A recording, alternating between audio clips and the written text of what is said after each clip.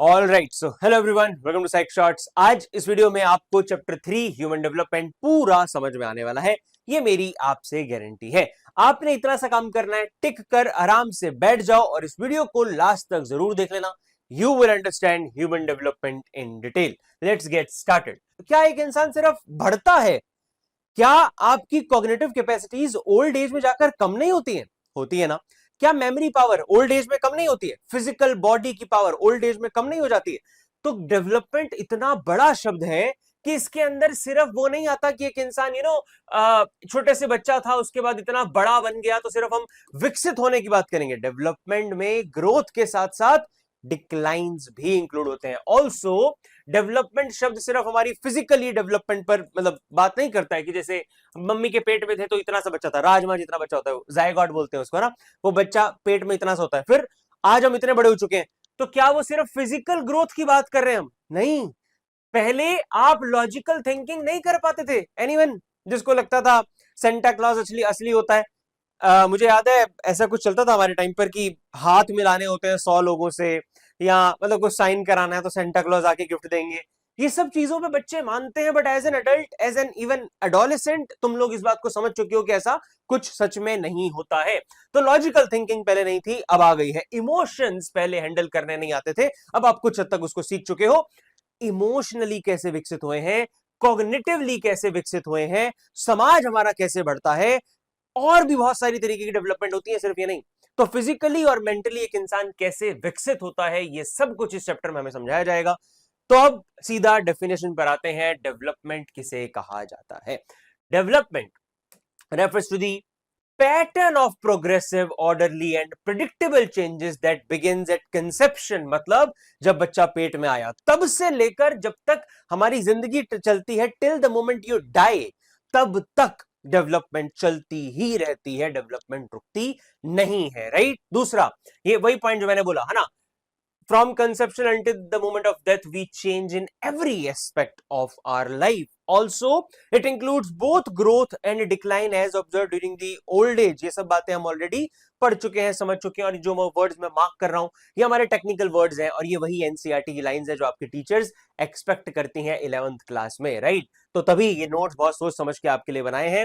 जैसा आपको यहां पर दिख भी रहा होगा यूट्यूब में वीडियो पर ऊपर, आई थिंक यहां कहीं लिखा होगा to download these notes you can check the description box of this video. इस डिस्क्रिप्शन बॉक्स में आपको एक लिंक मिलेगा हमारी मतलब वेबसाइट का, यहाँ सीधा saikshas.com पे जाके भी नोट्स को परचेज कर सकते हैं।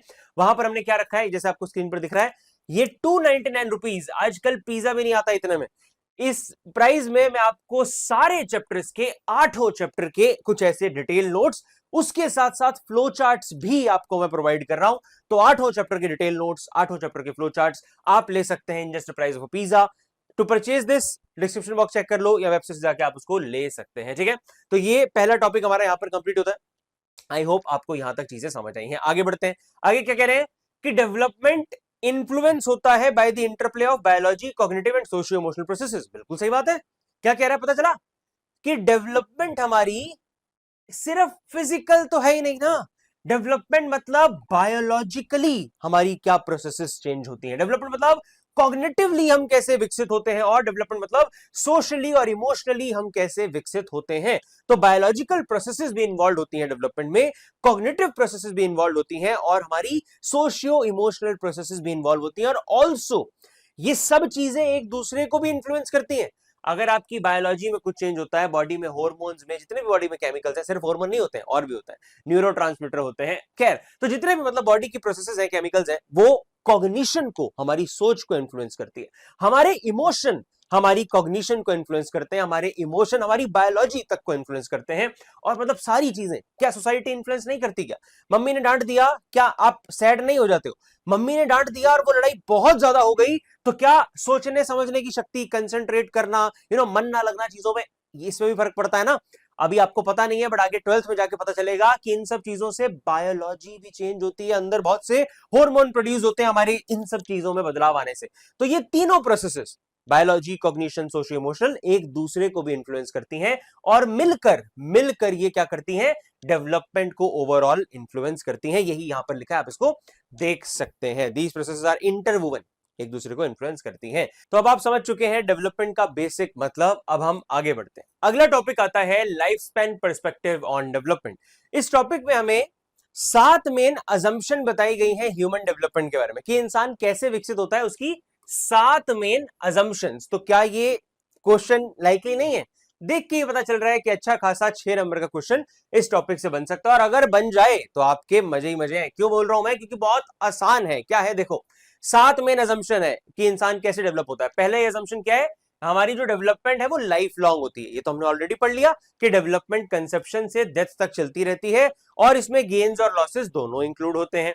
डेवलपमेंट मल्टी डायमेंशनल है, मतलब उसकी 3 डायमेंशन बताया था ना मैंने आपको, बायोलॉजी, कॉग्निटिव और सोशियो इमोशनल। 3 डायमेंशन है हमारी डेवलपमेंट की।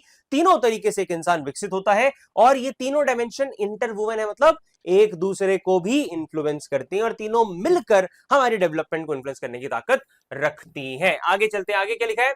डेवलपमेंट मल्टी डायरेक्शनल है। डायरेक्शन मतलब क्या?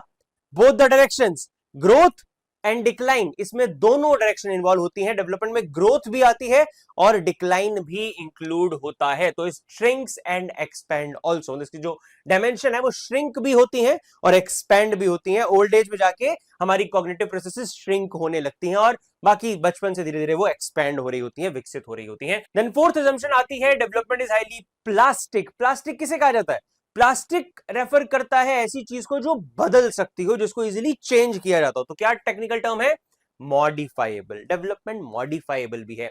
ऐसा नहीं है कि एक इंसान एक पर्टिकुलर तरीके से डेवलप हो रहा है तो वैसा ही जिंदगी भर डेवलप होता रहेगा। ये पॉइंट फर्दर और एलेबोरेट आपको बढ़िया समझ आएगा जब हम इस लास्ट पॉइंट को समझेंगे कि वो कॉन्टेक्चुअल है।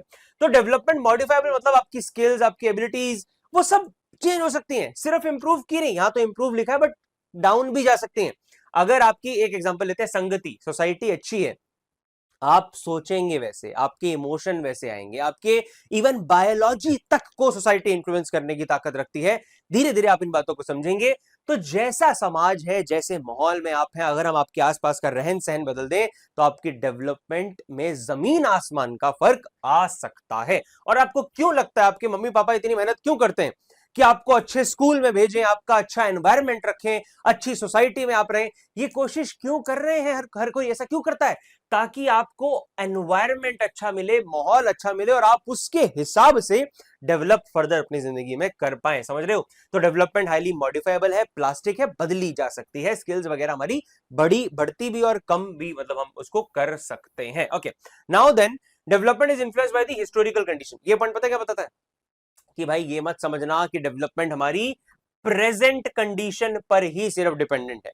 ये पॉइंट हमें बताता है कि डेवलपमेंट हमारे पास्ट से भी इंफ्लुएंस होती है।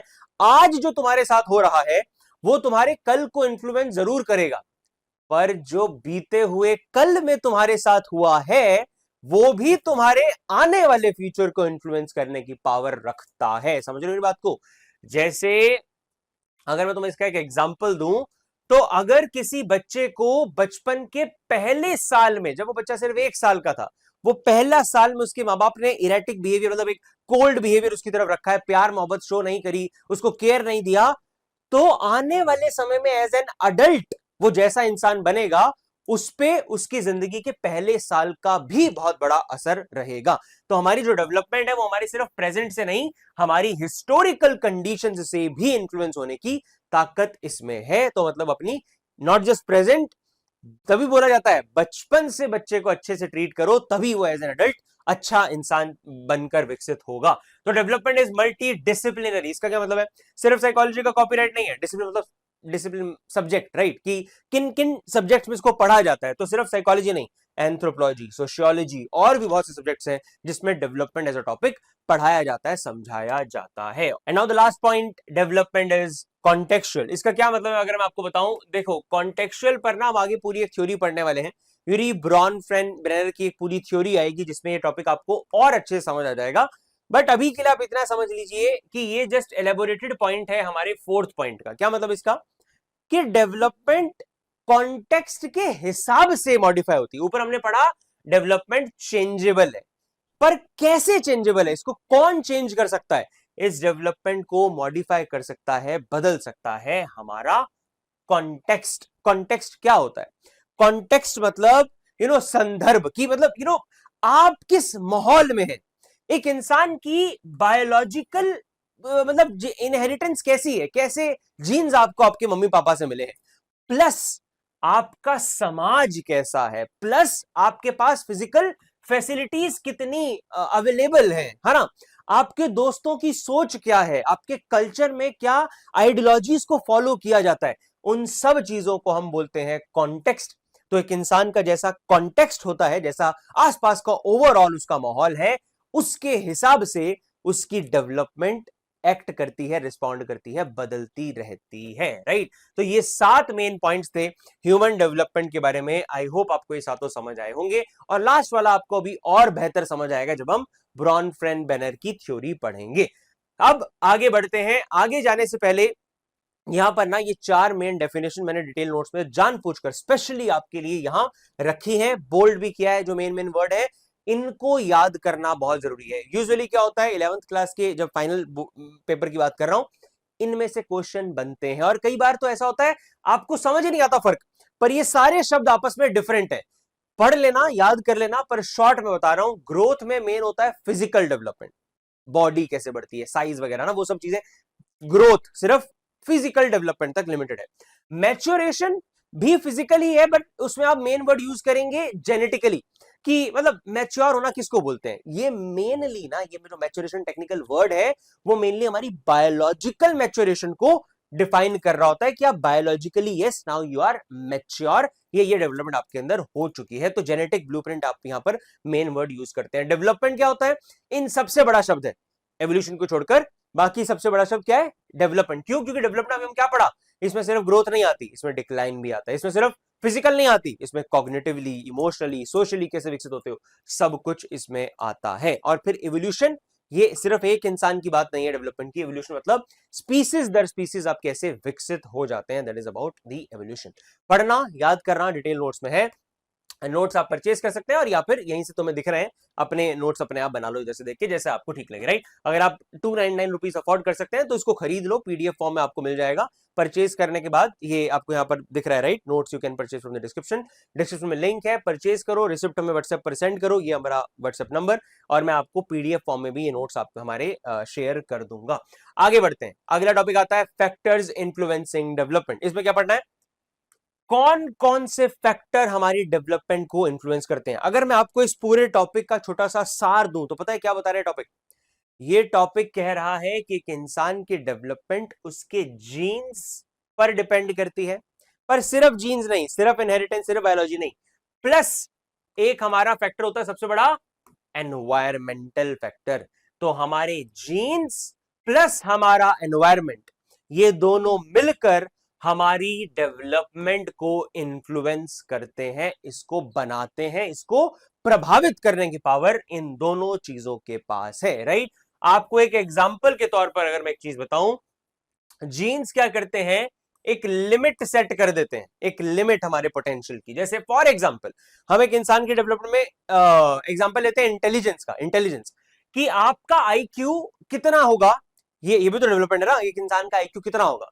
तो जीन्स क्या करते हैं, लिमिट सेट कर देते हैं कि आपका आईक्यू 90 से लेकर 98 तक जा सकता है।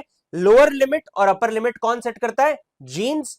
Now within that limit आपका आईक्यू 90 की तरफ को जाएगा या 98 की तरफ को जाएगा, ये कौन डिसाइड करेगा, ये आपका एनवायरनमेंट डिसाइड करवाता है। तो आपकी डेवलपमेंट कुछ ऐसे डिसाइड होती है। ये इस टॉपिक का छोटा सा सार है। अब एक बार इसको रीड करते हैं, आपको आसानी से सब कुछ समझ आ जाएगा। We inherit genetic codes from our parents which are in every cell of our body, right? ये नोट्स आपके लिए हैं, मतलब ये शॉर्ट नोट्स नहीं है समझाने वाले, ये तो डिटेल नोट्स से आपको पढ़ा रहा हूं। तो मैंने तो आपको समझानी है चीजें, याद आपने करनी है, तो आप इसको रीड कीजिए। जेनेटिक ट्रांसमिशन कॉम्प्लेक्स है, इसमें कॉम्बिनेशन होते हैं, जीन्स के इंसानों में आते हैं ना। मेन वर्ड यहाँ हाईलाइटेड है, जीनोटाइप और फिनोटाइप, ये दो मेन शब्द है, इसको समझ लो। जीनोटाइप वही, जीनोटाइप मतलब हमारा genetic material, actual genetic material. Phenotype क्या होता है, कई बच्चे इसको गलत समझते हैं, ध्यान से सुनना। Genotype is genes but phenotype is not just environment. क्या बोला मैंने, जीनोटाइप का मतलब जीन्स ही होता है, पर फिनोटाइप शब्द का मतलब सिर्फ एनवायरमेंट नहीं होता है। फिनोटाइप का मतलब होता है genetic plus environment, genetic plus environment. Phenotype मतलब किस तरीके से हमारे जीन्स दिखते हैं, हमारे अंदर शो होते हैं, राइट, उसको फिनोटाइप कहा जाता है। एक एग्जांपल देता हूं, तुम्हें समझ आएगा। जस्ट फॉर एग्जांपल, एक इंसान की इनहेरिटेंस ने उसको काफी फेयर स्किन टोन दिया है। फेयर स्किन टोन, जेनेटिकली आप बहुत फेयर हैं, राइट, बिल्कुल फेयर, मतलब ऐसे दूध जितनी सफेद स्किन है आपकी, for example. But phenotype is, वो कैसे रिप्रेजेंट होगा? तो आपकी ऐसा जेनेटिक मटेरियल तो था, पर अब आप दोस्तों के साथ आवारागर्दी करते हैं, आप बाहर घूमते हैं बहुत, आप हांडते हैं, और आपको सूरज में आप रहते, तो भाई टैनिंग हो गई। अब आपका वो फेयर स्किन टोन थोड़ा सा कम हो गया ड्यू टू एनवायरमेंट इन्फ्लुएंस, तो अब ये हो जाएगा आपका फिनोटाइप। समझ रहे हो? जेनेटिक का एक्सट्रीम फेयर स्किन से लेकर वो थोड़ी सी स्किन का टैन हो जाना, प्लस एनवायरमेंट का मतलब इन्फ्लुएंस आ गया, तो वो fair plus tanning, that is what you look like, right? Now this is your phenotype. समझे मेरी बात को? Ways in which genotype is expressed and as observable and measurable characteristics due to the interaction between nature and nurture. Nature का यहां मतलब environment नहीं है, गलत मत समझना। नेचर मतलब नेचुरली आप कैसे हो, और नर्चरिंग मतलब आपका एनवायरमेंट होता है। नर्चरिंग मतलब आपका एनवायरमेंट, और नेचर मतलब नेचुरली आपकी हेरिडिटी कैसी है। तो जीन्स प्लस एनवायरमेंट के इंटरेक्शन की वजह से जैसे आपके अंदर ऑब्जर्वेबल जो चीजें दिखाई देती हैं, जो आपके बिहेवियर से झलकती हैं, वो वाले आपके जो ट्रेट बनते हैं, जो कैरेक्टरिस्टिक्स बनते हैं, उसे फिनोटाइप कहा जाता है। समझ आई बात?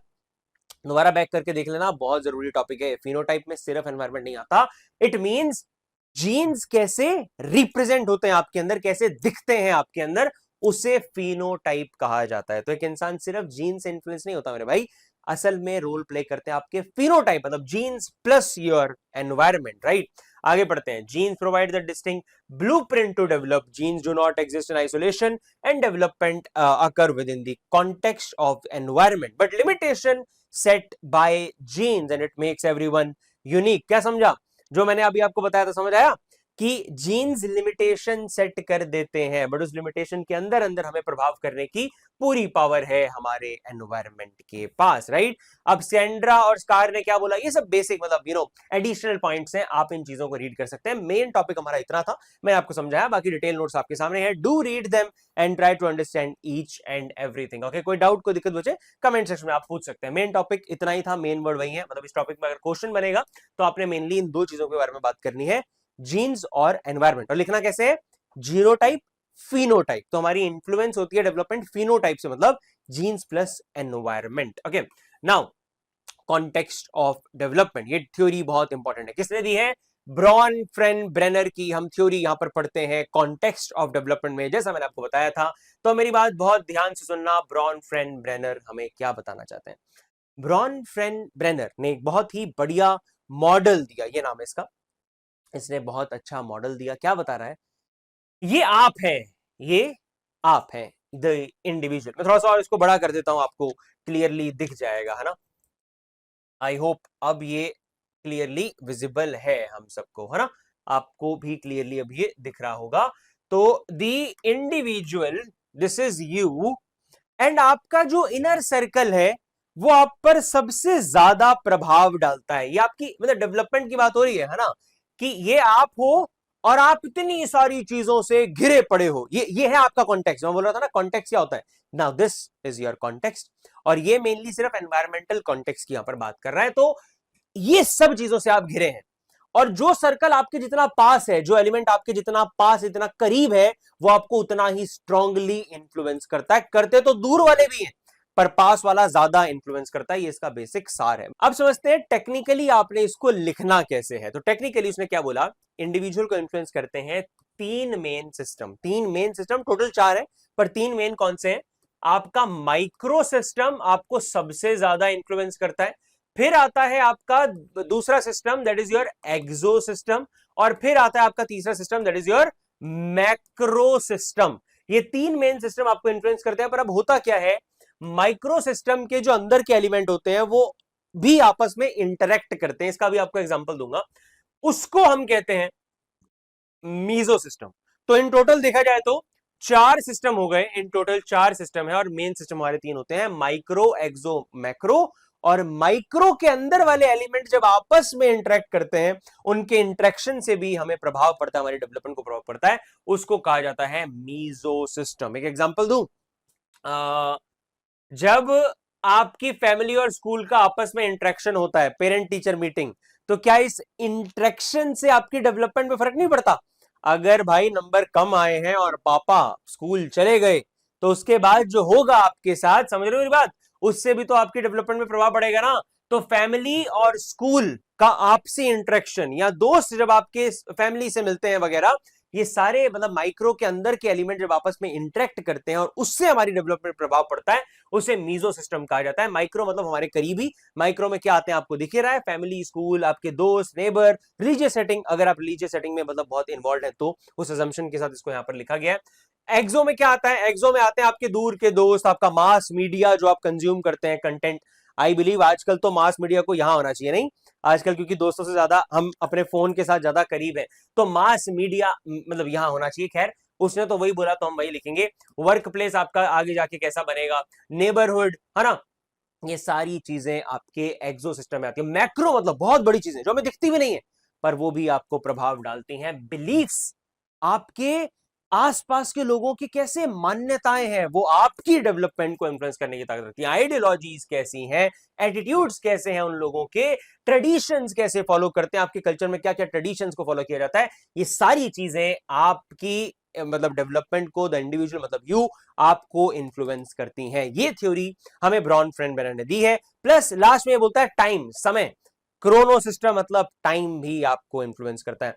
शायद अभी जो चीजें आपको इंपॉर्टेंट लगती है ना, शायद अभी जो चीजें आपको लगता है कि अरे प्रिया ने मुझे अटेंशन नहीं दी, या फिर अरे मुझे क्या नाम है, कोई भी मतलब एग्जांपल XYZ बंदे ने अटेंशन नहीं दी, आपको अभी शायद ये जरूरी लगता होगा, पर आज से 10 साल बाद शायद आपको लगे, आप देख के हंसो, अरे क्या सोचती थी मैं, या क्या सोचता था मैं। समझ रहे हो बात को? तो समय भी हमें इन्फ्लुएंस करता है। टाइम अपने आप में बहुत बड़ी मतलब एक पावर है। टाइम तो इन्फ्लुएंस करती ही करती है, तभी उसने अलग डायमेंशन बनाई है। देख रहे हो डायग्राम, ये एक ऐसा सर्कल सा बनाया है उसने, और नीचे रखा है टाइम को, कि टाइम तो भाई करेगा ही करेगा, वो डायमेंशन ही डिफरेंट है। टाइम आपकी डेवलपमेंट को इन्फ्लुएंस करता है। आपके मैक्रो सिस्टम में आने वाले जितने भी एलिमेंट है वो आपको इन्फ्लुएंस करते हैं। आपके एक्सो सिस्टम वाले भी आपको इन्फ्लुएंस करते हैं, और सबसे ज्यादा इन्फ्लुएंस आपके माइक्रो में आने वाले एलिमेंट आपको करते हैं। ऑल्सो जब माइक्रो वाले आपस में इंटरेक्ट करते हैं, उनकी इंटरेक्शन से भी आपकी डेवलपमेंट प्रभावित होती है। This is the theory by Bronfenbrenner, और हमारी डिटेल नोट्स में जैसा मैं आपको बता रहा हूं सब कुछ बहुत अच्छे से एक्सप्लेन्ड है। तो जो आपकी बात आती है ना कि सर समझ तो आ गया, लिखना नहीं आ रहा, मेरे भाई उसका सोल्यूशन ये है, ऐसे लिखा जाता है। और एनसीईआरटी भी जाने की नीड नहीं है, इन नोट्स में इतनी पावर है कि एनसीईआरटी को सब्सटीट्यूट ये कर सकते हैं। और अगर आप इसके हिसाब से लिखाए तो आपकी टीचर आपको नंबर भी पूरे देने वाली है। क्यों? क्योंकि ये एनसीईआरटी की वर्डिंग ही है, मैंने कुछ चेंज नहीं किया है, सिर्फ आपके लिए एक अच्छे से स्ट्रक्चर वे में यहां पर मैंने सेट कर दिया है, और हाईलाइट कर दी है मेन शब्दों को, जितनी एक्स्ट्रा इंफॉर्मेशन है सब हटा दी है। एनसीईआरटी का मेन पॉइंट मैंने आपके लिए यहां पर रखा है, तो आप इसको समझ सकते हैं, this is your mini NCERT, right. तो इसको आप रीड करिएगा। माइक्रो सिस्टम क्या होता है, योर इमीडिएट एनवायरमेंट, सिर्फ आसपास का एनवायरमेंट। मिक्सो सिस्टम क्या होता है, in relation between the context, जब वो आपस में इंटरेक्ट करते हैं वो आपको प्रभावित करते हैं चीजें। एक्सो सिस्टम, दूर वाले एलिमेंट जो भी है आप इसमें अंदर वो मेंशन कर देंगे जो आपको याद है। क्या था एक्सो में, सोचो, योर मास मीडिया, राइट, वो आपके एक्सो में था। और भी मतलब बहुत सी चीजें थी, है ना, आपके दूर वाले फ्रेंड्स वहां पर लिखे हुए थे, तो ये सब एलिमेंट आप वहां पर लिखेंगे। मैक्रो मतलब और दूर, बिलीव्स, आइडियोलॉजीज वगैरह किस कल्चर में पार्ट है। और एक क्रोनो मतलब आपका टाइम भी आपकी डेवलपमेंट को इन्फ्लुएंस करता है ओवरऑल, मतलब time in itself influence your development. अगला टॉपिक है दुर्गानंद सिन्हा की थ्योरी। तो क्या ये डिफरेंट टॉपिक है? नहीं, जो ब्रॉन फ्रेंड बैनर की थ्योरी थी उसी को दुर्गानंद सिन्हा ने इंडियन कॉन्टेक्स्ट में अडॉप्ट कर लिया। और अगर मैं आपको बताऊं शॉर्ट में ये क्या कहना चाह रहे हैं, तो जैसे हमने उनका डायग्राम देखा ना, इनका डायग्राम आप कुछ मतलब ये ऑफिशियल नहीं है, आपको सिर्फ समझाने के लिए बना रहा हूं। दिस इज यू, और इन्होंने बोला आपके अराउंड एक आती है अपर लेयर, और एक आती है और दूसरी लेयर जिसका नाम दिया सराउंडिंग लेयर।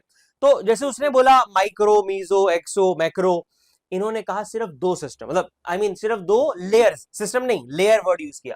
अपर लेयर और सराउंडिंग लेयर, वही सब इंक्लूड है यहां पर। जो उन्होंने माइक्रो में बोला, मीजो में बोला, इन्होंने उसको अपर में इंक्लूड कर दिया। उन सब पॉइंट को आप पढ़ सकते हैं, जैसे कि होम, स्कूल, फ्रेंड्स वगैरह, ये सब आपके अपर लेयर में ही आ गए।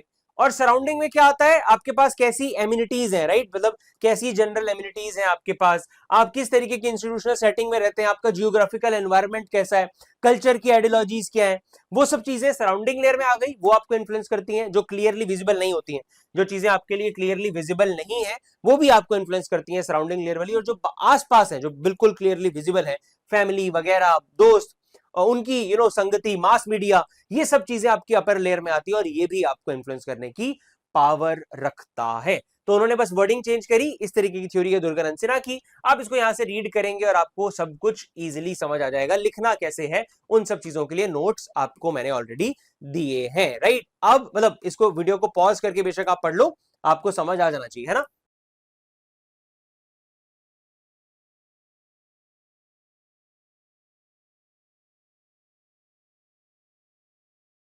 अब हम आगे बढ़ते हैं और अगला टॉपिक हमारा आ रहा है डेवलपमेंटल स्टेजेस। यहां से इस चैप्टर का आप समझ सकते हैं मेन जो जिस्ट है ना वो स्टार्ट होता है।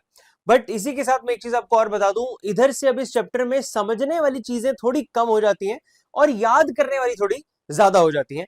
तो इसीलिए अब मैं आपको लेके चल रहा हूं अपने फ्लो चार्ट्स में। देखो, हम अब समझने वाले हैं कि एक इंसान किस किस स्टेजेस से होकर गुजरता है। सबसे पहली स्टेज आएगी प्रीनेटल स्टेज, जो वो 9 मंथ वाला पूरा टाइम पीरियड होता है ना, जब बच्चा मम्मी की पेट में है, वॉम्ब में है, वो टाइम पीरियड 9 मंथ वाला प्रीनेटल उसको कहा जाता है। तब भी बच्चा डेवलप हो रहा था और तब भी उसको एनवायरनमेंट भी इन्फ्लुएंस करता है, अभी पढ़ेंगे सारा कुछ, ठीक है। प्रीनेटल स्टेज, फिर इन्फेंसी। तो first stage prenatal, second stage infancy. Infancy मतलब 1 से 2 साल तक की एज मान लो आप, मतलब पैदा होने के बाद 1 डेढ़ साल तक की एज, उसको इन्फेंसी कहा जाता है। तीसरी आ जाती है हमारी चाइल्डहुड। चाइल्डहुड के दो पार्ट है, अर्ली चाइल्डहुड और लेट चाइल्डहुड, राइट। फिर फोर्थ स्टेज आती है तुम्हारी अडोलेसेंस की स्टेज। फिफ्थ स्टेज आ जाती है तुम्हारी अडल्टहुड की स्टेज, और सिक्स्थ स्टेज आ जाती है तुम्हारी ओल्ड एज। तो ये 6 स्टेजेस को इन डिटेल आगे अब हम इस चैप्टर में समझने पढ़ने की कोशिश करेंगे, ठीक है। पहले एक ओवरव्यू लेते हैं, डेवलपमेंटल स्टेजेस कहा किसे जाता है। डेवलपमेंटल स्टेजेस का मतलब है ऐसे टाइम पीरियड जो कि टेम्परेरी है और यूनिक है। मतलब जिंदगी के फेजेस ये क्या है, ये 6 फेजेस में से होकर हमारी जिंदगी गुजरती है ना। पहले पेट में, फिर वो 1 2 साल का टाइम पीरियड, फिर हम चाइल्ड कैटेगरी में आते हैं, फिर एडोलेसेंट, फिर अडल्ट, ओल्ड एज। तो ये फेजेस हैं जो कि टेम्परेरी होते हैं और हर फेज में अपने कुछ यूनिक प्रॉपर्टीज हैं, कुछ क्वालिटीज आगे हम समझेंगे। तो हर स्टेज एक दूसरे से अलग भी है। हर स्टेज में हमारा डेवलप होने का जो रेट होता है, रेट ऑफ डेवलपमेंट, वो भी डिफरेंट होती है। जैसे जितना एक बच्चा जिंदगी के पहले 2 साल में ग्रो होता है, फिजिकली ले लो या फिर आप उसमें मेंटल डेवलपमेंट की बात करो, उतना रैपिड चेंजेस हमारी बॉडी में बाकी स्टेजेस में नहीं आते। तो हर स्टेज का जो रेट ऑफ डेवलपमेंट है कि कितनी बढ़ोतरी होगी हर तरीके से, कॉग्निटिवली, इमोशनली, सोशली, वो हर स्टेज में थोड़ा थोड़ा डिफरेंट रेट से हम लोग ग्रो करते हैं, मतलब डेवलप होते हैं।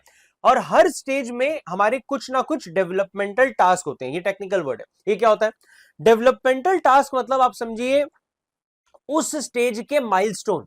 माइलस्टोन मतलब ये तो करना ही है ना।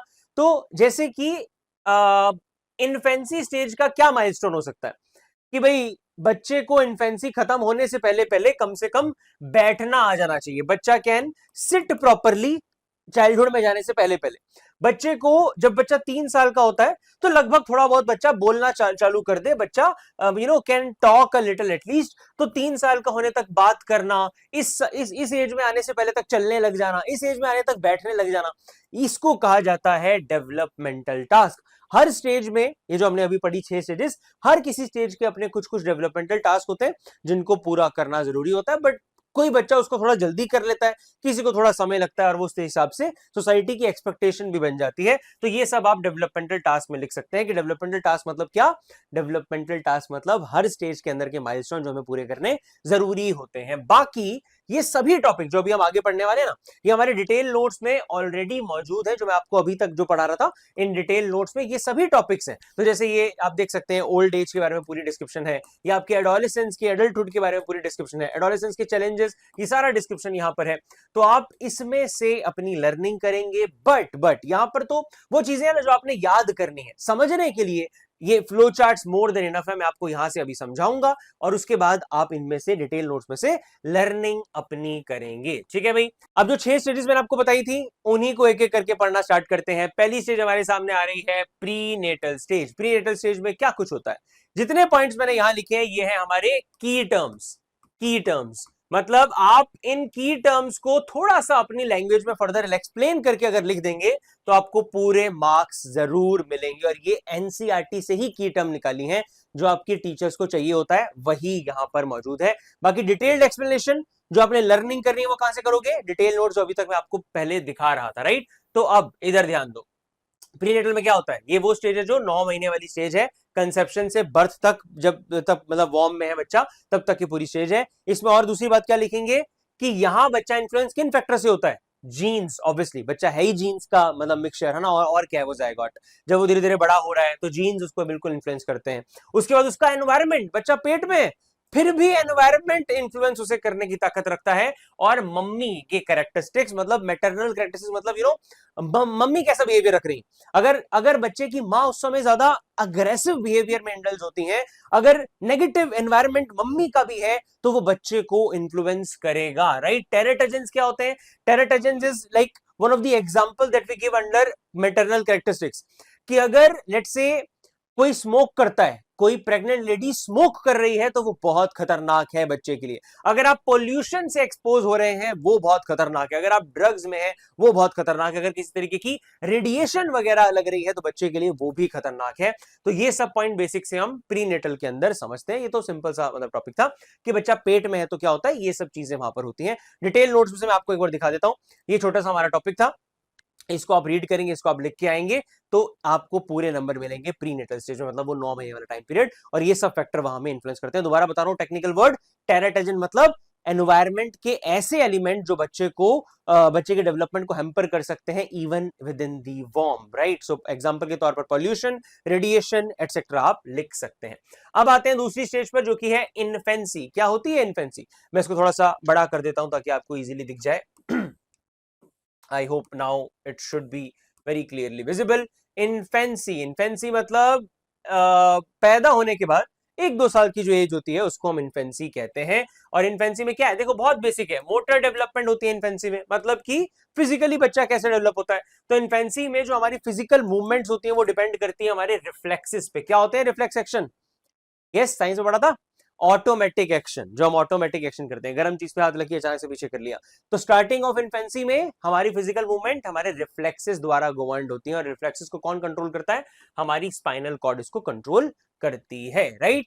अब धीरे धीरे जब ब्रेन डेवलप होता है तो मोटर स्किल हमारी क्या हो जाती है, वो भी डेवलप होती है और हम कॉन्शियस एक्शन करना भी धीरे धीरे स्टार्ट कर देते हैं। जैसे कि चलने फिरने लगते हैं बच्चे, चीजों को पकड़ने लगते हैं सोच समझ के, पहले रिफ्लेक्स और फिर कॉन्शियस हमारी एबिलिटीज टू वॉक या ग्रास्प थिंग्स वगैरह भी धीरे धीरे आनी लग जाती हैं। और इसका जो सीक्वेंस है मोटर डेवलपमेंट का, कि फिजिकली बच्चा कैसे डेवलप होगा, वो लगभग मतलब सेम रहता है अक्रॉस द यूनिवर्स, चाहे बच्चा इंडिया का हो या कहीं का भी हो, सीक्वेंस हमारा सेम है, बट थोड़ी बहुत चीजें ऊपर नीचे, कोई थोड़ा जल्दी सीख जाता है, कोई थोड़ा लेट, इतना चलता है, बट सीक्वेंस इज यूनिवर्सल। ये हो गया मोटर डेवलपमेंट। अब देखो अगली सेंसरी एबिलिटी, सेंसेस कैसे विकसित होती हैं, इसके बारे में बेसिक पॉइंट है।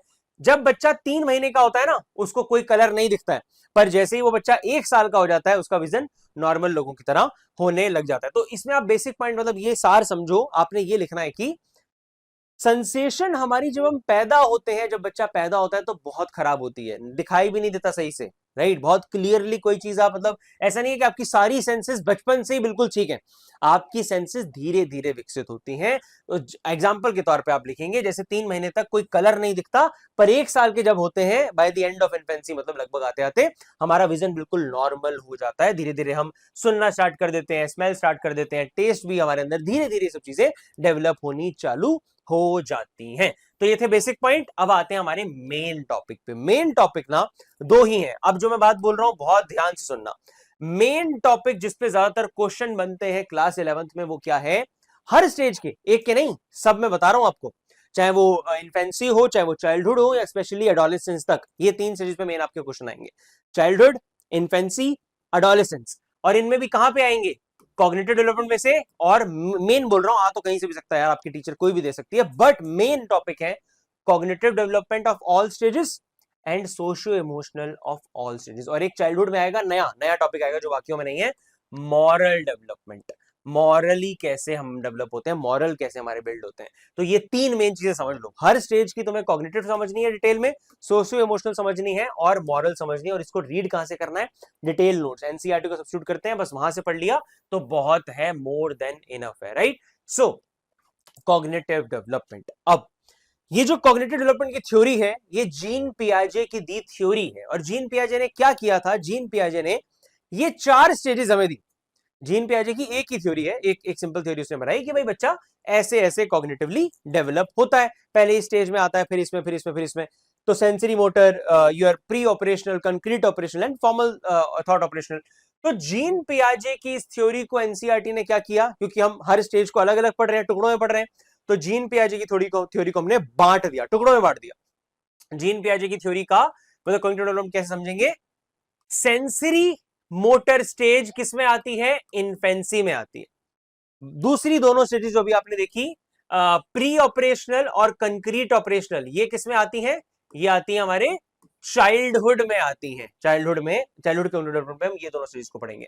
और एडोलेसेंस में कौन सी आती है, एडोलेसेंस के अंदर हम पढ़ने वाले हैं हमारी फॉर्मल थॉट ऑपरेशनल की स्टेज। तो फॉर्मल ऑपरेशनल एडोलेसेंस में, कंक्रीट और प्री चाइल्डहुड में, और सेंसरी इन्फेंसी में। ऐसे इसको हम आगे फर्दर समझने की कोशिश कर रहे हैं। ये क्यों बताया मैंने, ताकि आप सेंस बना लो कि टॉपिक लॉजिकल है, बेसलेस नहीं है, ठीक है। तो अभी हम यहाँ पे किस पे फोकस करेंगे, जीन पियाजे की सेंसरी मोटर वाली थ्योरी पे हम फोकस करेंगे। कई बच्चे ना ये भी प्रेफर करते हैं कि पूरी थ्योरी एक बार समझ लो, ये भी हो सकता है, और ये भी हो सकता है आपसे क्वेश्चन भी ऐसे पूछ लिया जाए कि जीन पियाजे की पूरी थ्योरी एक्सप्लेन करो। तो आपको क्या करना पड़ेगा, उसका मतलब है कि क्वेश्चन आपसे पूछ रहा है इन्फेंसी में बच्चा कैसे डेवलप होता है, चाइल्डहुड में कैसे डेवलप होता है, और एडोलेसेंस में बच्चा कैसे डेवलप होता है। समझ लो बात को, एक ही थ्योरी है, उसको हमने तीनों स्टेजेस में डिवाइड कर दिया है उसके पार्ट्स को। अब यहां क्या होता है भाई, देखो जीन पियाजे बता रहा है कि जब बच्चा 1-2 साल का होता है ना, तो उसके अंदर ऑब्जेक्ट परमानेंस नहीं होता है। ये वो शब्द है जो लिखोगे आप जब कॉग्निटिव डेवलपमेंट क्वेश्चन आएगा, तो इन्फेंसी वाली स्टेज में इन सभी शब्दों को मेंशन करना आपके लिए जरूरी है, राइट। तभी ये मैंने यहां पर अपने फ्लो चार्ट में आपके लिए रखे हैं। नो ऑब्जेक्ट परमानेंस, बच्चों को लगता है क्योंकि वो कहां डिपेंडेंट है, सेंसेशन पे डिपेंडेंट है, सेंसरी मोटर, राइट। जो मुझे दिख रहा है सिर्फ वही मेरे लिए एग्जिस्ट करता है। चीज मेरी आंखों से साइड हुई, मुझे लगेगा वो मेरे लिए एग्जिस्ट ही नहीं करती। इसको कहा जाता है lack of object permanence, right. आप देखेंगे जब हम चाइल्डहुड में जाएंगे ना, चाइल्डहुड वाली स्टेज में कॉग्निटिव डेवलपमेंट में लिखा होगा कि ऑब्जेक्ट परमानेंस आ जाती है, अभी तक नहीं है, समझ रहे हो। अगला, बच्चा अपनी दुनिया को एक्सप्लोर करता है अपनी सेंसेशन के थ्रू और अपने फिजिकल एक्शंस के थ्रू, और उसकी कम्युनिकेशन धीरे धीरे उसके अंदर विकसित होनी चालू हो जाती है। ये सब हम लिखेंगे किसमें, इन्फेंसी की कॉग्निटिव डेवलपमेंट में। बेसिकली आपने जीन पियाजे की सेंसरी मोटर को एक्सप्लेन कर देना है, जो यहां पर आपको दिख रही है, ठीक है। फिर बच्चा सोशली और इमोशनली कैसे डेवलप होता है, तो यहां 2 मेन वर्ड है, केयर गिवर के साथ अटैचमेंट डेवलप हो जाना, और हार्लो की एक स्टडी थी, और एरिक एरिक्सन की ट्रस्ट वर्सेस मिसट्रस्ट की स्टेज। अभी जो आपने फ्लो चार्ट में वो 3 पॉइंट्स देखे, वो मेन ये 3 पॉइंट्स है जो हमारे डिटेल नोट्स में इस तरीके से एक्सप्लेन्ड है, आप इसको देख सकते हैं। अटैचमेंट मतलब कि बच्चा अटैचमेंट डेवलप कर लेता है, किसके साथ, प्राइमरी केयर गिवर के साथ। बच्चों मतलब ज्यादा लोगों को लगता है बच्चा सिर्फ मम्मी से अटैच होता है, ये बात सच नहीं है। अगर बच्चे को मम्मी से ज्यादा समय उसके साथ उसके पापा स्पेंड कर रहे हैं, तो बच्चा पापा से अटैच होगा। जरूरी नहीं है पापा भी हो, कोई भी अगर बच्चे के साथ ज्यादा समय स्पेंड करता है ना, तो बच्चा सिर्फ माँ बाप से अटैच होता है, ऐसा नहीं है। बच्चा अपने प्राइमरी केयर गिवर से अटैच होता है, ये बात समझनी बहुत जरूरी है। इसलिए कहा जाता है छोटे बच्चों के साथ ज्यादा टाइम हमें स्पेंड करना चाहिए, तभी वो आपके साथ अटैच फील करेंगे। इस पे हार्लो ने एक स्टडी डेमोन्स्ट्रेट करी थी, उसमें हमें क्या समझ आया था कि कॉन्टेक्ट कंफर्ट इंपॉर्टेंट होता है। जरूरी नहीं है कि आपको जो नरिशमेंट दे रहा है या जो फीडिंग करवा रहा है सिर्फ उसी से आप अटैच होंगे, मतलब भाई मम्मी पापा से जरूरी नहीं है। इट्स अबाउट कौन आपको कितना ज्यादा लव अफेक्शन के सिग्नल शो कर रहा है, आपको कितना रेसिप्रोकेट करता है। जैसे बच्चे ने आपको देख के स्माइल पास करी, अगर आप उसको देख के उल्टा स्माइल पास करेंगे, अगर आप उसके एक्शंस को रेसिप्रोकेट करेंगे, तो ही बच्चा आपके साथ अटैचमेंट डेवलप करेगा। इट्स नॉट लाइकली कि just because you are the mummy या यू आर द पापा तो भाई बच्चा आपके साथ अटैच हो जाएगा, ऐसा जरूरी नहीं होता है। समझ रहे हो बात को, कौन बच्चे को कितना केयर प्रोवाइड करता है, कितना उसकी तरफ अटेंटिव रहता है, उस पर डिपेंड करता है बच्चा अटैच किसके साथ कितना होगा। ये सब कुछ पॉइंट आपके सामने लिखा। फिर दूसरी क्या थी, ट्रस्ट वर्सेस मिसट्रस्ट। ये क्या है, अब जैसे मैंने आपको बताया ना कि जीन पियाजे की थ्योरी है जो सभी स्टेजेस में डिवाइड है, ऐसे ही मतलब 3 स्टेज में डिवाइड है, ऐसे ही एरिक एरिक्सन की थ्योरी है सोशियो इमोशनल डेवलपमेंट की, जो आपको अपने सामने दिख रही है। ये एरिक एरिक्सन की थ्योरी भी इन्होंने सोशियो इमोशनल डेवलपमेंट वाले पार्ट में हर स्टेज में डिवाइड करके आपको समझाई है। तो पहला स्टेज आता है ट्रस्ट वर्सेस मिसट्रस्ट, मतलब सिंपल स्टेज है कि इस एज में बच्चे को अगर आप ज्यादा प्यार शो करोगे, उसको केयर प्रोवाइड करोगे, इनफ उसको पैम्परिंग शो करोगे, तो बच्चा ट्रस्ट वाली स्टेज में चले जाएगा। ट्रस्ट मतलब कि बच्चा सिक्योरली डेवलप होना स्टार्ट करेगा, बच्चे को लगेगा मेरा एनवायरनमेंट अच्छा है, ये दुनिया अच्छी है, मैं इन पे भरोसा कर सकता हूं। बट कई बार क्या होता है, ये सबके साथ ऐसा नहीं है मेरे भाई कि सबको अच्छे पेरेंट ही मिल रहे हैं, सबको प्यार मोहब्बत से ही पेरेंटिंग हो रही है, जरूरी नहीं है ऐसा हो। अगर माँ बाप बच्चे को 1-2 साल में उतना टाइम नहीं दे रहे हैं जितना बच्चे को चाहिए, उतना अफेक्शन नहीं दे रहे हैं, वार्म नहीं है उसके प्रति, तो क्या होता है, बच्चा मिसट्रस्ट के फेज में चले जाता है। मतलब उसको लगता है कि उसकी सिक्योर डेवलपमेंट नहीं होती, उसे लगता है कि दुनिया अच्छी नहीं है, मैं इन पर भरोसा नहीं कर सकता हूं, राइट। तो बेसिकली इन्फेंसी की सोशियो इमोशनल डेवलपमेंट में आप ये सब पॉइंट्स मेंशन करेंगे, इतना मोर देन इनफ है। उसके बाद हम आते हैं चाइल्डहुड पर। चाइल्डहुड में अब बच्चा कैसे डेवलप होता है, बहुत बड़ी स्टेज है चाइल्डहुड, पर इसको हम जल्दी से बहुत आसानी से समझेंगे। चाइल्डहुड मतलब क्या, चाइल्डहुड मतलब अब वो पीरियड जब बच्चा 2 साल से ज्यादा है और एडोलेसेंस से कम है, मतलब 2 साल से लेके आप मान लो 1-1.5 साल से 12-13 साल की age, that is your childhood, जो कितने में डिवाइडेड है, 2 हिस्सों में डिवाइडेड है, अर्ली चाइल्डहुड और लेट चाइल्डहुड। अर्ली मतलब आप मान सकते हैं 2 से 6-7 साल का, और बाकी वो 6-7 साल से लेके 12-13 साल का बच्चा इज लेट चाइल्डहुड। तो चाइल्डहुड में पहले है कि भाई फिजिकल डेवलपमेंट कैसे होती है। चाइल्डहुड में फिजिकल डेवलपमेंट में 2 प्रिंसिपल दिए गए, इसका मतलब समझो, सफेलोकॉर्डली, प्रॉक्सिमोडिस्टल। सफेलोकॉर्डली मतलब बच्चे का पहले हेड पार्ट ज्यादा डेवलप होता है, फिर नीचे का धड़ डेवलप होता है। तो इट्स लाइक दिस, राइट, मतलब सर से नीचे को डेवलपमेंट मेनली चालू होती है। और प्रॉक्सिमोडिस्टल मतलब अंदर से बाहर को। ये 2 प्रिंसिपल है। ऊपर से नीचे इज कॉल्ड सफेलोकॉर्डली, अंदर से बाहर को इज कॉल्ड प्रॉक्सिमोडिस्टल। मतलब पहले टॉर्सो डेवलप होगा, फिर बाकी साइड के एरियाज उसके डेवलप होना स्टार्ट, मतलब ज्यादा फाइनर डिटेल्स जो डेवलप होते हैं वो पहले सेंटर डेवलप होगा, बाद में एक्सट्रीम्स हमारे डेवलप होते हैं, और इसको बोला जाता है प्रॉक्सिमोडिस्टल प्रिंसिपल। और सफेलोकॉर्डली मतलब हेड ज्यादा डेवलप होता है, ब्रेन वगैरह ज्यादा डेवलप होगा, और नीचे के डेवलपमेंट उसके बाद ऐसे ऊपर से नीचे को जाएगी। इसको कहा जाता है सफेलोकॉर्डली, और प्रॉक्सिमोडिस्टल अंदर से बाहर को, ठीक है। ये 2 प्रिंसिपल होते हैं हमारे अर्ली चाइल्डहुड की फिजिकल डेवलपमेंट के अंदर। उसके बाद क्या होता है, फिर मोटर डेवलपमेंट में क्या होता है। मोटर डेवलपमेंट सिंपल बात लिखेंगे कि जो हमारे रिफ्लेक्स एक्शन थे ना पहले, अब वो पूरा कंट्रोल हमारे हाथ में आ जाता है, बच्चा सोच समझ के एक्शन करने लगता है, और उसकी ग्रॉस मोटर स्किल और फाइनर मोटर स्किल भी धीरे धीरे डेवलप होना स्टार्ट होती है, और उसका राइट या लेफ्टी बनेगा, राइटी बनेगा, मोबिलिटी प्रेफरेंस भी इसी स्टेज में डेवलप हो जाती है। ग्रॉस मोटर क्या है, gross in the sense overall हाथों की मूवमेंट, है ना, पैरों की मूवमेंट, बट उंगलियों की मूवमेंट, किसी चीज को जैसे कैच पकड़ना, ये सब चीजें, इसको बोला जाता है फाइनर मोटर स्किल। तो ग्रॉस और फाइनर दोनों धीरे धीरे डेवलप होनी स्टार्ट होती हैं। अब हम आते हैं मेन टॉपिक पे, जो कि क्या है, कॉग्निटिव डेवलपमेंट। इसमें ये मेन वर्ड सारे हाईलाइटेड है, इसको समझते हैं। देखो क्या होता है, हम कौन सी चीज फॉलो कर रहे हैं, पहले प्री ऑपरेशनल फिर कॉन्क्रीट पे आएंगे, अभी प्री वाली पढ़ रहे हैं। प्री में क्या होता है, अर्ली चाइल्डहुड में मतलब बच्चे के अंदर होता है ईगोसेंट्रिज्म। ईगोसेंट्रिज्म मतलब सेल्फ फोकस। बच्चा कोई भी चीज जब करता है ना, तो अर्ली चाइल्ड मतलब 6-7 साल से पहले तक बच्चा सिर्फ अपने बारे में सोचता है, बच्चा ईगोसेंट्रिक होता है। मतलब एक एग्जांपल देता हूं, अगर आपने किसी को, जैसे आपके फादर फ्रूट काट रहे हैं, आपने उनको चाकू पकड़ा रहा है, क्या आप, मतलब चाकू जहां से पकड़ने वाली हिस्सा होता है वो वाला पकड़ के उनको पकड़ा देंगे, नहीं, राइट। आप उल्टा ऐसे करके पकड़ाएंगे ताकि उनके लग ना जाए। समझ रहे बात को, कि आप दूसरे के पर्सपेक्टिव से सोचने की कोशिश करेंगे, पर बच्चे ऐसा नहीं कर सकते। इसको कहा जाता है सेल्फ फोकस होना, ईगो सेंट्रिक होना। बच्चे सिर्फ अपने पर्सपेक्टिव से ही दुनिया को देखने की, समझने की कोशिश करते हैं। एनिमिज्म, एनिमिज्म मतलब बच्चों को लगता है नॉन लिविंग थिंग भी लिविंग है। जैसे छोटे बच्चे कहानियां बनाते हैं, कैरेक्टर को आपस में लड़वाते हैं, that is because of animism. उनको लगता है नॉन लिविंग थिंग्स भी लिविंग क्वालिटीज रखती हैं, राइट। और सेंट्रेशन क्या होता है, ज्यादातर बच्चे ना सेंट्रेशन को ईगोसेंट्रिज्म से कंफ्यूज करते हैं। ये नहीं मेरे भाई, ईगोसेंट्रिज्म मतलब सेल्फ फोकस, और सेंट्रेशन मतलब एक चीज के एक कैरेक्टरिस्टिक्स पे फिक्स रहना। जैसे फॉर एग्जांपल अगर मैं आपसे पूछूं इसमें ज्यादा पानी आएगा या फिर इसमें ज्यादा पानी आएगा, ऑब्वियसली इसमें ज्यादा पानी आएगा, पर अगर बच्चों के हिसाब से देखें तो बच्चा बोलेगा, वो शायद बोल सकता है इसमें ज्यादा पानी है। क्यों? क्योंकि वो या तो सिर्फ लेंथ देखेगा या ब्रेथ देखेगा, वो दोनों चीजों को एक साथ नहीं दे सकता कि ये कितना चौड़ा है उस पर भी डिपेंड करता है और कितना लंबा है उस पर डिपेंड करता है।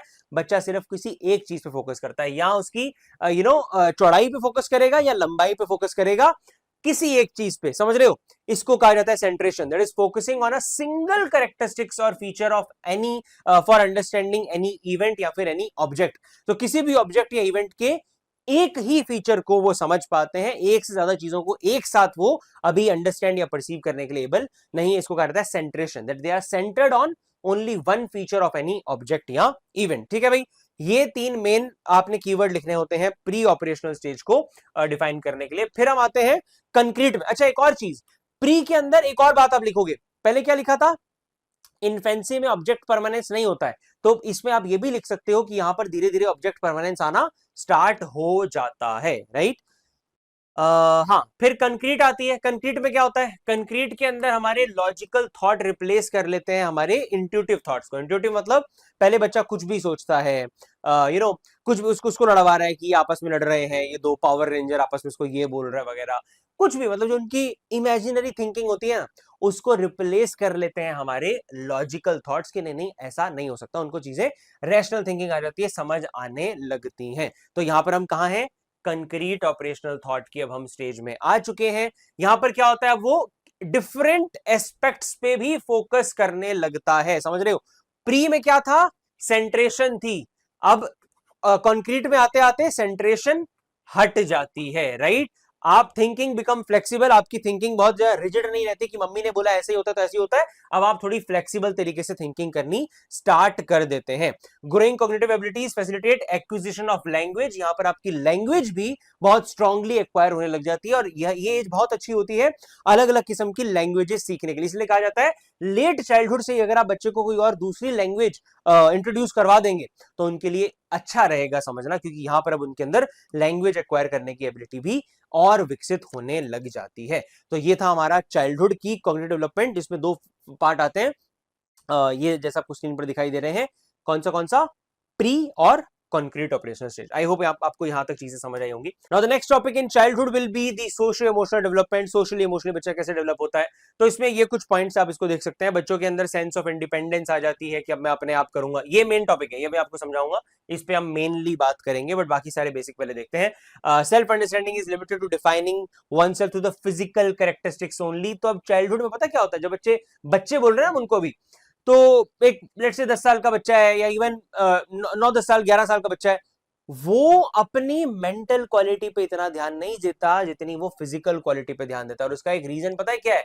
Social comparison. क्योंकि छोटे बच्चे उस एज में अपने आप को कंपेयर करते हैं। अच्छा, वो मतलब मैं मोटा हूं या मैं पतला हूं, या वो ऐसा है वो वैसा है, मैं ऐसा दिखता हूं, ये चीज बच्चों में बहुत ज्यादा होती है। Increase time with peer shapes their development. इसमें पीयर्स का इन्फ्लुएंस हमारे डेवलपमेंट पे बहुत ज्यादा हो जाता है। लाइक चाइल्डहुड के अंदर हमारे दोस्तों का प्रभाव हमारे ऊपर बहुत ज्यादा, इवन ये तो एडोलेसेंस में भी कॉमन ही रहता है, पॉइंट, राइट। और एक sense of who I am, मतलब मैं कौन हूं और मैं किसके साथ, किस इंसान को मैं पसंद करता हूं, मैं मतलब इसके जैसा बनना चाहता हूं, है ना। लेट्स से विराट कोहली बनूंगा वगैरह, मुझसे आइडेंटिफाई करता हूं, तो क्या मुझे पसंद है क्या नहीं पसंद है, मैं कौन हूं, मेरी ये लाइक्स हैं डिसलाइक्स हैं, ये सब कुछ बच्चा समझने लगता है। और finally main stage Erik Erikson का जो दूसरा है, पहले क्या पढ़ा था इन्फेंसी में, ट्रस्ट वर्सेस मिसट्रस्ट, यहां मेन वर्ड आता है एरिक एरिक्सन की दी stage, initiative versus sense of guilt.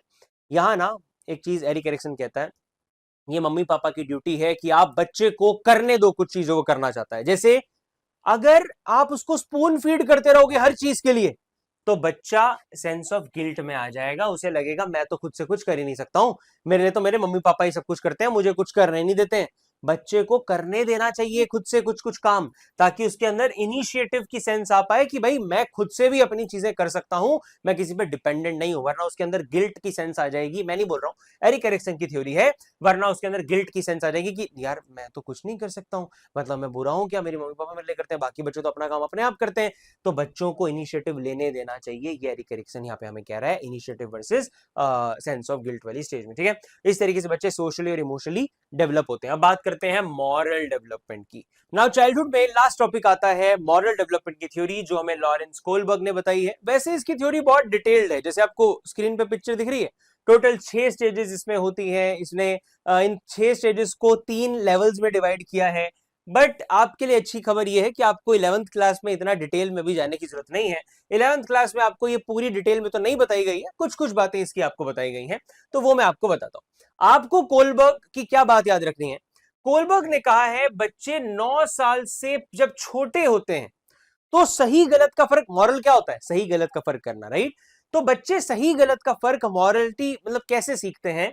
बच्चों को लगता है जो मम्मी ने बोला सही वो सही, जो मम्मी ने बोला गलत वो गलत। इसे कहा जाता है बच्चे एक्सटर्नल अथॉरिटी के हिसाब से सोचते हैं। तो आप पहले ये टेक्निकल वर्ड लिखेंगे, एक्सटर्नल अथॉरिटी के हिसाब से बच्चे मॉरलिटी को डिसाइड करते हैं 9 साल से जब छोटे होते हैं। क्यों? उनको लगता है कि अगर वो किया जो मम्मी ने बोला गलत तो हमें मिलेगी पनिशमेंट, तो पनिशमेंट को अवॉइड करने के लिए और सही वाला जो चीज मम्मी बोलती है वो किया तो हमें मिलेगा रिवॉर्ड।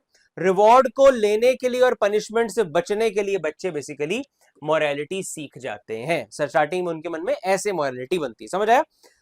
पनिशमेंट से बचने के लिए, रिवॉर्ड को पाने के लिए ऐसे मोरालिटी बनती है, और जो मम्मी ने बोला सही वो सही, गलत तो गलत। ये है 9 साल से पहले। फिर क्या बोल रहा है? जैसे जैसे बच्चा एज में ग्रो होता है तो वो क्या करता है, जैसे कि अर्ली एडोलेसेंस, जिस एज में अभी आप लोग हैं, अर्ली तो नहीं हो वैसे तुम लोग, तुम तो लगभग लेट एडोलेसेंस पे या मिड एडोलेसेंस पे अपने चल रहे हो।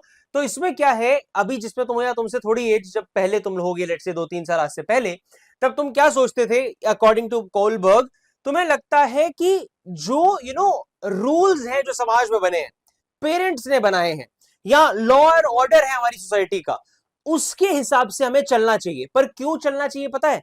तुम्हें ऐसा लगता है कि उनके हिसाब से चलने से क्या होगा, लोग तुम्हें अप्रूव करेंगे। You do things now to win approval, to win approval from others. जैसे इसको बोला जाता है गुड बॉय मेंटेलिटी, कि हमें ऐसा लगता है यार अगर मैं ऐसा करूंगा ना जो बाकी लोग चाहते हैं तो वो मुझे अच्छा परसीव करेंगे। जैसे फॉर एग्जाम्पल, जस्ट एक एग्जाम्पल दे रहा हूं। लेट से एक बच्चे को अभी नहीं पता सिगरेट पीना सही है या गलत है, पर एडोलेसेंस में क्योंकि बहुत आपकी ऐसी वल्नरेबल स्टेज आ गई, हम वही पढ़ेंगे चैलेंजेस ऑफ एडोलेसेंस में। तो अब उसके दोस्त कह रहे हैं भाई सिगरेट पी ले तू, कुछ नहीं होता, हम भी तो पी रहे हैं, ये वो। कई बार बच्चे सिर्फ इसीलिए उसमें चले जाते हैं टू विन अप्रूवल, कि मेरे दोस्त मुझे अपना पार्ट समझे, राइट? इस तरीके से तो फिर आप अप्रूवल्स को पाने के लिए धीरे धीरे आप मोरालिटी को सीखने लग जाते हैं। नॉट टू अवॉइड पनिशमेंट, कोई पनिशमेंट नहीं है, पर वो अप्रूवल ना मिलना अपने आप में तुम्हारे लिए पनिशमेंट की तरह काम करता है। तो आप लोगों को अप्रूवल पाने के लिए, ताकि लोग आपको अच्छा समझे, इसके लिए करना स्टार्ट कर देते हैं, मतलब फर्क सही गलत का। और फाइनली आता है as they grow they gradually develop their own personal moral code. पर फिर धीरे धीरे जब आप अडल्टहुड तक चले जाएंगे, एडोलेसेंस के लास्ट पे भी अगर आप आ जाएंगे, तब भी आपका एक पर्सनल मॉरल कोड बन जाएगा। जैसे स्टार्टिंग एडोलेसेंस में तो बड़ा इन्फ्लुएंस होता है दोस्तों का, पर जैसे ही आप एंड एडोलेसेंस पे आएंगे, या फिर जब वो समझदारी एक डेवलप होती है कि नहीं यार जो गलत है वो गलत है, उसको कहा जाता है पर्सनल मॉरल कोड। ये सबके अलग होते हैं। कई लोगों को लगता है हुक्का पीना सही है, सिगरेट गलत है, कोई कहता है दारू नहीं पीनी चाहिए, वाइन पी सकते हैं, समझ रहे हो? ये सब क्या है? अपने अपने पर्सनल मॉरल कोड्स हैं, जो हर इंसान अपने हिसाब से, अपने एक्सपीरियंसेस के हिसाब से डेवलप कर लेता है, पहले अप्रूवल पाने के लिए। अब चाहे दोस्त जितना मर्जी बोल रहे हो, I won't go into drinking at all, मेरे दोस्त सच में मुझे कहते हैं कई बार, कुछ लोग हैं, बट आई नेवर ड्रिंक। क्यों? क्योंकि मेरा अपना पर्सनल मॉरल कोड बना हुआ है। तुम मुझे संगति से हटाना चाहते हो, हटा दो, मैं नहीं पीऊंगा भाई, ये मेरा मॉरल कोड अब बन चुका है। तो ये 3 टर्म जो मैंने मार्क किए, 9 साल से पहले एक्सटर्नल अथॉरिटी की सेंस में, फिर धीरे धीरे अर्ली एडोलेसेंस में लोगों को अप्रूवल पाने के लिए गुड बॉय मेंटेलिटी, ये भी आप लिख सकते हैं, और फाइनली उसके बाद आप अपना पर्सनल मॉरल कोड बना लेते हैं। इस तरीके से अगर आप लिखाएंगे आपको नंबर जरूर मिलेंगे। आई होप आपको मॉरल डेवलपमेंट का टॉपिक समझ आया होगा। अब हम बढ़ते हैं अगले टॉपिक पर, जो है हमारा चैलेंजेस ऑफ एडोलेसेंस। एक चीज नोटिस कर रहे हो, बाकी स्टेजेस का नाम क्या है? Infancy, prenatal, childhood. एडोलेसेंस को एडोलेसेंस नहीं लिखा भाई, एडोलेसेंस में कहा है दिक्कतें ही बड़ी हैं, तो इसीलिए चैलेंजेस ऑफ एडोलेसेंस को पढ़ेंगे, नॉट जस्ट एडोलेसेंस। तो एडोलेसेंस क्या होता है? ऐसी स्टेज है जिसमें ना तुम बच्चे हो ना तुम पूरी तरीके से अभी अडल्ट हो, उसको हम एडोलेसेंस कह रहे हैं। इसमें क्या क्या होता है? फिजिकल डेवलपमेंट, ये तो बहुत बेसिक है, प्यूबर्टी हिट करती है, सेक्सुअली डेवलप होते हैं बच्चे यहाँ पर, है ना, मतलब वो सेक्सुअल हार्मोन्स वगैरह वो सब अब रिलीज होना स्टार्ट होते हैं। मेंस्ट्रुएशन लड़कियों में स्टार्ट होता है, और लड़कों में गला, वो आवाज फटनी स्टार्ट होती है। राइट, मतलब आवाज भारी हो जाती है लड़कों की, वो सभी चेंजेस जो आपने बेसिक पढ़े हैं प्यूबर्टी के फिजिकल चेंजेस, वो सब यहाँ पर आते हैं, आप यहाँ से रीड कर सकते हैं। ये बॉयज के चेंजेस लिखे हैं, ये लड़कियों के चेंजेस लिखे हैं, that you can see on your screen. After that हम मेन टॉपिक पे चलते हैं, यहाँ से इतना क्वेश्चन में नहीं आता है। मेन टॉपिक हमारा क्या है, एक ये बहुत जरूरी है, ये ना आप इसको लिख सकते हैं सोशियो इमोशनल वाले पार्ट में, कि उनके मन में क्या फीलिंग चल रही होती है। तो ये आपको बता रहे हैं सिर्फ फिजिकल चेंजेस नहीं होते हैं, फिजिकल के साथ साथ साइकोलॉजिकल चेंजेस भी बहुत सारे होते हैं जो एडोलेसेंट्स के मन में चलते हैं, एडोलेसेंट्स लोगों के मन में चलते हैं। वो क्या है, देखो, increase in sexual feelings and matter of sexual matters, या फिर ऐसे अपोजिट सेक्स में इंटरेस्ट, ये सब डेवलप होना स्टार्ट हो जाता है। पर आपके पास नॉलेज सही होती नहीं है और बहुत सारे मिसकंसेप्शन दिमाग में बन जाते हैं related to the sex topic, और भी ऐसी चीजों को लेकर बड़े सारे मिसकंसेप्शन एडोलेसेंट्स के दिमाग में चलते हैं। सीक्रेटिव हो जाते हैं अपने कंसर्न्स को लेकर, स्पेशली सेक्सुअल कंसर्न को लेकर एडोलेसेंट बहुत सीक्रेटिव रहते हैं, जिससे बात नहीं कर पाते हैं। अगर कोई दोस्त होता है तो उससे कर सकते हैं, पर पेरेंट्स से ये टॉपिक आप डिस्कस भी नहीं कर पाते। ये सब चैलेंजेस ही तो है, कितना बोझ होता है दिमाग में ना इन सब चीजों का भी। Development of sexual entity, sexually हम अपने आप को कैसे आइडेंटिफाई करते हैं, वो जो अब सब जेंडर की जो बात होती है यहाँ पर उसको मतलब रेफर किया जा रहा है, तो अपनी सेक्सुअल एंटिटी भी बच्चा यहाँ पर समझने की, जानने की कोशिश कर रहा होता है, वो भी अपने आप में एक मुश्किल स्टेप है। Accepting one's physical self, task is to accept the realistic image, ये समझ रहे हो, अपने फिजिकल सेल्फ को एक्सेप्ट करना, क्योंकि हम मीडिया के दौर में हैं। जितने भी एक्टर्स फेयर स्किन टोन, पतली बॉडी, स्लिम बॉडी के साथ वो एब्स वगैरह वाली बॉडी, या फिर बिल्कुल एक पर्टिकुलर टाइप की बॉडी को हाईलाइट किया जा रहा है। ऐसे में जिसकी बॉडी वैसी नहीं है वो क्या समझेगा।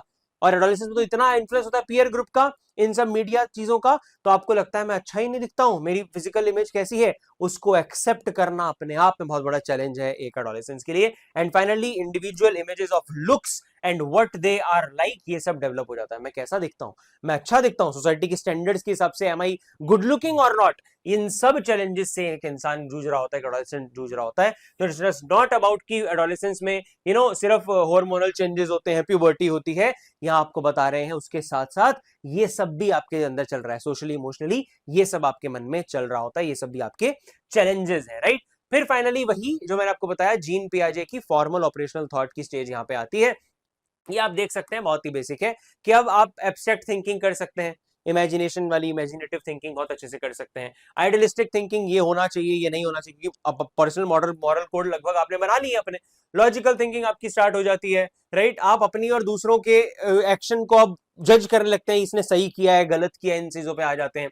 डेवलपमेंट ऑफ रीजनिंग एबिलिटी, वही मैंने बोला, रीजनिंग करते हैं कि इस इंसान ने सही किया, ये सही है वो गलत है, राइट। और फॉर्मल थॉट ऑपरेशन हमारी स्टेज यहाँ पे चल रही है 11 से 15 साल जो उसने बताई थी जीन पियाजे ने। एब्स्ट्रैक्ट थिंकिंग आगे, आइडियलिस्टिक थॉट्स आगे, ये मैंने आपके लिए पॉइंटर लिखे हैं कि इन सब टर्म्स को लिख के एक एक लाइन में एक्सप्लेन कर देना, आपको पूरे नंबर यहाँ मिल जाएंगे। मॉरल रीजनिंग भी आ गई है, राइट, तो इसको एक बार गो थ्रू करना, आप इसको इजिली समझ जाएंगे। मेन वर्ड यहाँ पर क्या है, जो मेन टर्म है, जो मतलब other than the basic English language यहाँ लिखी हो तो आप अपने आप समझ जाएंगे।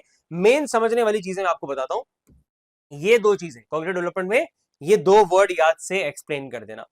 जैसे चाइल्डहुड में था ना ईगो सेंट्रिज्म, कहां गया ये, एक सेकेंड, जैसे चाइल्डहुड में था ना ईगो सेंट्रिज्म, वैसे ही यहां पर भी है ईगो सेंट्रिज्म। बट अडोलेसेंस का ईगो सेंट्रिज्म चाइल्डहुड वाले ईगो सेंट्रिज्म से अलग है। कैसे अलग है, ध्यान से देखना। ये दिया है डेविड एल्काइंड ने। डेविड एल्काइंड क्या बोलता है, डेविड एल्काइंड कहता है एडोलेसेंट को पता है क्या लगता है, उसको लगता है हर कोई मुझे ही देख रहा है, मुझे ही नोटिस कर रहा है, और मुझे तो कोई नहीं समझ पाएगा। ये शब्द यूज करते होगे ना आप लोग, ये फीलिंग होगी मन में। कोई भी एडोलेसेंट कभी नोटिस करना, रास्ते में चल रहा है and you will be like, शीशा दिखा, अरे मैं सही तो दिख रहा हूँ यार, मुझे कोई देख रहा है। मेरी क्लास में ऐसा होता है, कितने सारे बच्चे, क्योंकि हम ऑनलाइन क्लास के साथ तो ऑफलाइन इंस्टीट्यूट भी है मेरा दिल्ली में, वहां भी मैं पढ़ाता हूँ। तो जब कोई बच्चे, कई सारे बच्चे ऐसे आते हैं, बाहर से आ रहे हैं, नॉर्मली ऐसे होते हैं, अंदर घुसते ही मतलब इस तरीके से लड़के ऐसे घुस रहे हैं, टेबल पे नॉर्मली नहीं बैठ रहे हैं, ऐसे करके बैठ रहे हैं, इससे क्या समझ रहा है, उनको लग रहा है मुझे ही देख रहा है हर कोई, मैं मेन फिगर हूं अपनी लाइफ में, मेन हीरो वाली vibes. That is imaginary audience, believe that हर कोई तुम्हें हर टाइम नोटिस कर रहा है। और पर्सनल फेबल जो आप लोग बोलते हैं, अरे आप नहीं समझोगे यार मेरी दिक्कतें, क्यों नहीं समझेंगे मेरे भाई, तुम्हारी एज से नहीं निकले क्या, तुम्हारे मम्मी पापा भी तो एडोलेसेंस से निकले हैं कभी। तो पर्सनल फेबल ये भी एक आपका ईगो सेंट्रिज्म का ही एक टाइप है, कि आप दूसरों के पर्सपेक्टिव से नहीं, सिर्फ अपने अपने को मेन हीरो, अपने अपने को कि मेरी ही दिक्कतें बड़ी हैं, आपको सुनने में शायद अच्छा ना लग रहा हो, पर यार ये फैक्ट है, ये डेविड एल्काइन की थ्योरी है, उसने ये बात प्रूफ करी है, राइट। तो ये दो टेक्निकल वर्ड थे, आई होप आपको समझ आए होंगे। इसी के साथ साथ कॉग्निटिव डेवलपमेंट के साथ आप ये भी लिखते हो कि एक सबसे बड़ा टास्क आपकी आइडेंटिटी फॉर्मेशन भी होता है। आइडेंटिटी क्या होती है कि मुझे लोग कैसे पहचानेंगे, आगे जाकर क्या करना है। By the end of your adolescent की स्टेज, ये आप मेंशन कर सकते हैं सोशियो इमोशनल डेवलपमेंट में, क्योंकि एरिक एरिक्सन का कॉन्सेप्ट यहां पर आता है। कौन सा? अभी तक एरिक एरिक्सन की कौन सी चीजें पढ़ी आपने? इन्फेंसी के अंदर क्या पढ़ा? Trust versus mistrust. फिर चाइल्डहुड में क्या पढ़ा? एरिक एरिक्सन की थ्योरी, इनिशिएटिव वर्सेस गिल्ट। अब यहां हम क्या पढ़ रहे हैं? यहां हम पढ़ रहे हैं आइडेंटिटी वर्सेस कंफ्यूजन। तो एरिक एरिक्सन कहता है, ये मैं आपको वही मेन पॉइंट पे लेके चलता हूं, आइडेंटिटी कंफ्यूजन या आइडेंटिटी मतलब आपके अंदर डेवलप हो जाती है। तो एरिक एरिक्सन ने बोला by the end of your adolescent तुम्हें समझ आ जाना चाहिए कि मैं क्या बनना चाहता हूं, क्या करियर में मतलब आगे जाना चाहता हूं, लोग मुझे कैसे जाने, कैसे पहचाने। और इसके लिए पता है क्या बोलता है ये? इसके लिए कह रहा है ये जरूरी है कि आप अपने आप को अपने पेरेंट्स से सेपरेट करके अपनी एक आइडेंटिटी डेवलप करने की कोशिश करो। हमेशा ये तो नहीं चाहोगे ना सिर्फ तुम्हारे पेरेंट्स के थ्रू ही तुम्हें जाना जाए, अपनी भी तो आइडेंटिटी बनाओगे ना। मैं कौन हूं, मुझे लोग कैसे जाने, उसके लिए जरूरी है कि आप अपने पेरेंट्स से अपने आप को अलग रख के भी अपनी एक अलग एंटिटी बनाने की कोशिश करें। अपने लिए सोचें मुझे क्या अच्छा लगता है, क्या मैं आगे करना चाहता हूं, उसके थ्रू आप अपनी आइडेंटिटी को जान पाएंगे, बना पाएंगे। और उसमें इन्फ्लुएंस हमें कौन करता है? हमारे पेरेंट्स और हमारे पीयर ग्रुप। ये डुअल फोर्सेस होती हैं जो हमें बहुत हद तक मतलब इन्फ्लुएंस करती हैं हमारी एंटिटी फॉर्मेशन की प्रोसेस में। इन्हीं के थ्रू तो हम अपना करियर चूज करते हैं। या कोई दोस्त बताता है तो इस चीज में अच्छा ये कर ले, या पेरेंट बताते हैं कि भाई आप इसमें जा सकते हो। तो ये डुअल फोर्सेस होती है पेरेंट्स और पीयर की, जो हमारी फॉर्मेशन ऑफ एंटिटी को यहाँ पर इन्फ्लुएंस करती है। और क्यों जरूरी है बनाना एंटिटी? ताकि आप एंटिटी कंफ्यूजन में ना चले जाएं। अगर आप इसमें चले जाएंगे तो आप एज एन अडल्ट, जब इसके बाद अडल्टहुड में आएंगे, तो अपने आप को अच्छे से समझ नहीं पाएंगे, जान नहीं पाएंगे। That is called identity confusion. Okay, now we are at one of the most important topic for adolescents, that is some major concern. तीन मेजर कंसर्न है जो adolescents को हो सकते हैं। डिलिक्वेंसी मतलब गलत बिहेवियर इसमें पढ़ना, जैसे चोरी चकारी करना, किसी के मारपीट करना। तो ऐसे गलत जो कि नेगेटिव बिहेवियर्स होते हैं, हमारी सोसाइटी के नॉर्म्स को तोड़ते हैं, लॉस को ब्रेक करते हैं, ऐसे बिहेवियर में जाना इस डिलिक्वेंसी, ये रिस्क बढ़ जाता है। सब्सटेंस अब्यूज, किसी भी तरीके के एडिक्टिव सब्सटेंसेस, सब्सटेंस मतलब एडिक्टिव पदार्थ, एडिक्टिव एलिमेंट, जैसे ड्रग्स, अल्कोहल, सिगरेट स्मोकिंग वगैरह, इनमें पड़ने की आदत पड़ जाने का रिस्क, वो है सब्सटेंस अब्यूज। और ईटिंग डिसऑर्डर में दो तरीके के डिसऑर्डर हैं जो एडोलेसेंस में कॉमन होते हैं। तो इन चीजों को समझते हैं। डिलिक्वेंसी मतलब वैरायटी ऑफ बिहेवियर, जैसे कि सोशली अनएक्सपेक्टेबल बिहेवियर्स, गाली गलौज करना, मारपीट करना, क्रिमिनल एक्ट्स में जाना, ये सब। सब्सटेंस अब्यूज मतलब use of substance like cigarette, alcohol वगैरह। और ईटिंग मतलब obsession with your own bodies. ये क्यों लिखा है ये मैं आपको बताता हूं। ईटिंग डिसऑर्डर में दो तरीके के डिसऑर्डर आते हैं, एक एनोरेक्सिया नर्वोसा, एक हमारा होता है बुलिमिया नर्वोसा। एनोरेक्सिया नर्वोसा मतलब इनको ये लगता है मैं बहुत फैट हूं, और ज्यादातर ये कॉमन होता है गर्ल्स में मोर देन बॉयज। मैं नहीं बोल रहा हूं, ये रिटन फैक्ट है, आपकी बुक में है, आप पढ़ सकते हैं। Anorexia nervosa is more common in girls, right. उनको लगता है हम मोटी हो रही हैं, तो उसके चक्कर में खाना पीना छोड़ देना, और उस लेवल तक छोड़ देना। लाइक एक लाइन लिखी होती है इसमें, आप 12th क्लास में दोबारा पढ़ेंगे इस टॉपिक को, ये डिसऑर्डर चैप्टर 4 में आएगा 12th क्लास में, कि they can starve themselves till death. ये नॉर्मल डाइटिंग नहीं है। एनोरेक्सिया नर्वोसा मतलब ऐसा लगना कि मैं अच्छी नहीं दिखती हूं या अच्छा नहीं दिखता हूं, उसके चक्कर में खाना पीना कंप्लीटली छोड़ देना इज कॉल्ड एनोरेक्सिया नर्वोसा। या बहुत एक्सेसिवली एक्सरसाइज करना कि आप घंटों घंटों ट्रेडमिल पे भागी जा रहे हो, एनोरेक्सिया नर्वोसा हो सकता है। बुलिमिया मतलब खा लेना, खा तो लिया, बहुत ज्यादा खा लिया, बट उसके बाद वॉमिट आउट कर दी किसी भी तरीके से, कोई दवाई वगैरह खाकर, कुछ मेडिसिन के थ्रू, गिल्ट की वजह से कि मैंने ज्यादा खा लिया, अब मैं मोटी हो जाऊंगी, मोटा हो जाऊंगा, वो सोच के वॉमिट आउट कर देना, दैट इज बुलिमिया नर्वोसा। तो ये दो तरीके के ईटिंग डिसऑर्डर होने के चांस होते हैं, जो कि किससे रिलेटेड है? आपके अपने ऑब्सेशन ऑफ योर बॉडी। ये सब हम क्यों कर रहे हैं? क्योंकि हमें लग रहा है कि हम अच्छे नहीं दिखते हैं, समझ रहे हो। तो अब आपको एडोलेसेंस के तीन मेजर कंसर्न समझ आ गए। बाकी पॉइंट्स में इनके रीजन लिखे कि क्यों करते हैं, कैसे करते हैं। जैसे इनकी सेल्फ आइडेंटिटी अच्छी नहीं होती, इनके अंदर ट्रस्ट अच्छा नहीं होता है, इनको ऐसा लगता है कि हमने जिंदगी में ज्यादा कुछ किया ही नहीं है।